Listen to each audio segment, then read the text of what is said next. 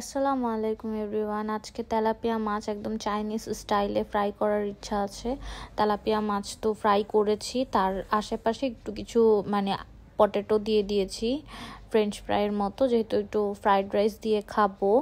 আর এখানে একটা মানে ভেজিটেবলস করব, মানে মাছটাকে আর একটা ভেজিটেবলসের মধ্যে দিব, এই জন্য একটু বাটারের সাথে ওই যে রসুনটা থেতলে নিলাম। আরেকটা মাছ ছিল ওইটাও ফ্রাই করতে দিয়ে দিলাম। আর আলুগুলো হচ্ছিল, আলু হতে যেহেতু একটু সময় লাগে, আর আমি আলুগুলো আগে সিদ্ধ করে নিইনি, এটার সাথে দিয়ে দিয়েছি খুব হালকা তেলে বাটারেই করব। এখন আমার কাছে সবজি হিসাবে ওই যে দেখেন পিছে আনাজ দুষ্টুমি করছে, ওর না ছিল তখনকার এই ভিডিওটা।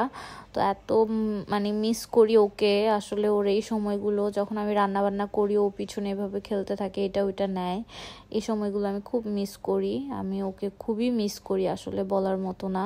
তা আমি হচ্ছে কি একটু মানে পেঁয়াজগুলো চপ করে নিচ্ছি, মানে হালকা ওই যে সটের জন্য। আর এখানে যে গার্লিক দিয়ে দিলাম, আরও কিছু গার্লিক দিয়েছিলাম, ওগুলো গ্রেট করে দিয়েছি বাটারের সাথে। আর এগুলো হচ্ছে গিয়ে একটু আস্তে আস্তেই দিয়ে দিলাম।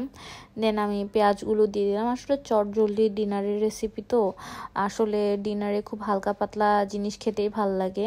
আর সব সময় ওরকম মশলা টশলা একই রকম খাবার খেতে ভাল লাগে না। আর এই খাবারগুলো না আসলে বুয়ারা রান্নাও করতে পারে না, এই জন্য এই টাইপের ডিফারেন্ট কিছু রান্না করলে অবশ্যই আমি নিজেই করি।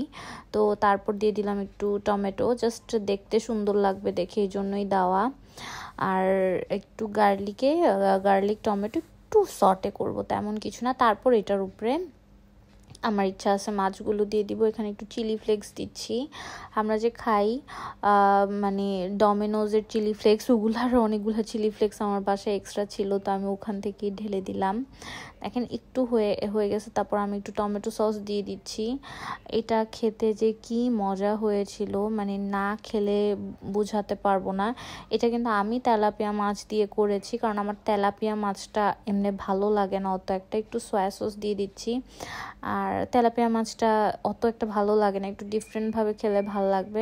আর একটু চিনি আর লবণ তো দিতেই হবে, সেটা না দিলে তো হবে না। আর তাড়াহুড়ায় দেখেন আমি কি তরকারি চামচ দিয়ে নাড়াচাড়া করতেছি। ননস্টিকের প্যানগুলোতে আসলে এই চামচগুলো দিয়ে নাড়াচাড়া করা উচিত না, তাও আসলে চটজলদি করতে যে এইগুলোই হয় আর কি আমাদের সাথে।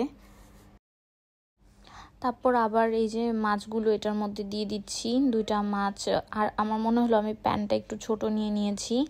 মাছটা কিন্তু আমি একটু চালের গুঁড়া আর বেসনও দিয়েছি তার সাথে, মানে ফ্রাই করেছি, শুধু হলুদ মরিচ লবণ দিয়ে না, একটু বেসন আর চালের গুঁড়াও দিয়েছিলাম। চালের গুঁড়া দিলে অনেক ক্রিস্পি হয়।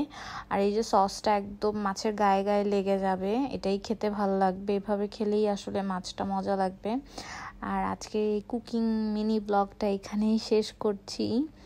আল্লাহ হাফেজ। যারা যারা আমার ভিডিওটা নতুন দেখছেন, একটা লাইক আর সাবস্ক্রাইব করতে ভুলবেন না যেন। আল্লাহ হাফেজ।